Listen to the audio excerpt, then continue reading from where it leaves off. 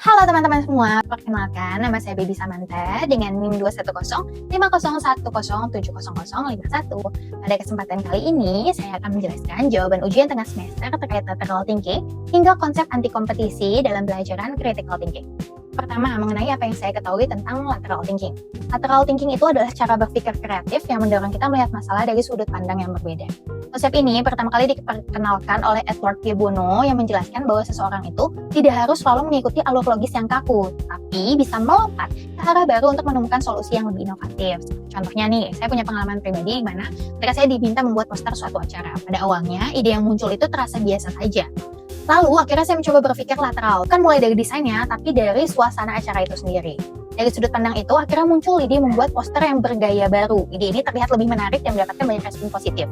Di situ akhirnya saya benar-benar paham bahwa tidak semua pemikiran itu harus mulai dari konsep yang lempeng-lempeng aja, tapi kita bisa memulai mencari ide dari sudut pandang yang baru. Yang kedua, mengapa sih kita harus kreatif? Menurut saya, kreativitas adalah kemampuan penting untuk beradaptasi dan bertahan di tengah perubahan yang cepat. Kreativitas membantu kita menemukan cara-cara baru dalam menghadapi masalah, terutama ketika pola lama itu sudah tidak lagi relevan. Hal ini juga diperkuat oleh pendapat dari Profesor Hafidz Canggara, seorang ahli komunikasi Indonesia yang menyatakan bahwa kreativitas diperlukan agar seseorang mampu menyampaikan ide secara efektif dan berbeda di tengah arus informasi yang padat. Dengan menjadi kreatif, kita bukan hanya mampu menyelesaikan masalah, tetapi juga mampu memberikan nilai tambah bagi diri kita sendiri. Ketiga, bagaimana caranya mengaktifkan otak kreatif?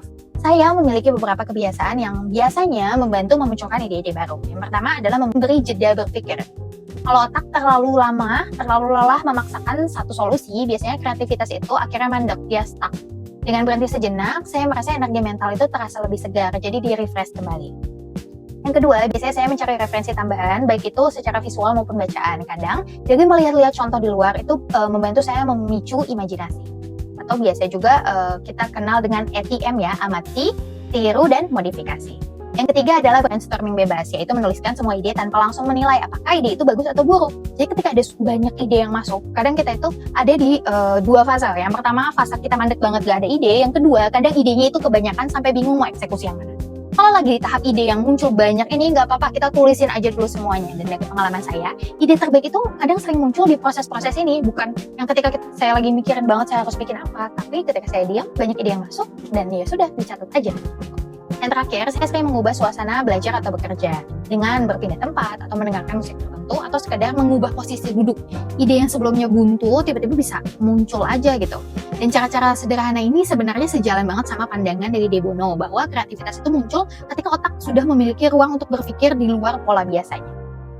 Keempat, mengenai anti kompetisi. Nah, pemahaman saya, anti kompetisi adalah pendekatan yang tidak berusaha mengalahkan pesaing secara langsung, tetapi menciptakan ruang baru sehingga persaingan itu sudah tidak lagi relevan.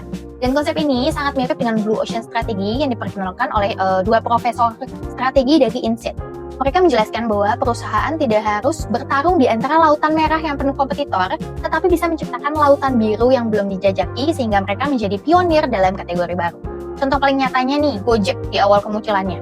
Gojek itu nggak bersaing langsung dengan ojek pangkalan. Mereka nggak menciptakan sistem layanan berbasis aplikasi yang belum pernah ada. Mereka itu tidak ikut bertarung dalam kompetisi lama, tetapi malah membangun suatu ruang baru. Dan dalam kehidupan sehari-hari, saya pernah beberapa kali menerapkan konsep ini. Ketika saya membuat tugas kelompok, saya memilih topik yang benar-benar berbeda dari kelompok lain misalnya. Dengan begitu, saya tidak harus bersaing secara langsung dengan teman-teman yang mungkin memiliki tema yang sudah bahas di banyak di khalayak umum. Nah, dan ini adalah bentuk anti kompetisi dalam lingkup yang kecil. Sebagai penutup dari seluruh konsep yang sudah saya jelaskan, mulai dari lateral thinking, kreativitas, hingga anti kompetisi, menunjukkan bahwa berpikir berbeda dan berani mencoba pendekatan baru itu sangat penting dalam kehidupan sehari-hari. Baik dalam belajar, bekerja, maupun berinteraksi. Kemampuan untuk melihat sesuatu dari sudut pandang yang unik akan membuat kita lebih adaptif, inovatif, dan juga unggul. Terima kasih dan semoga penjelasan saya ini bermanfaat.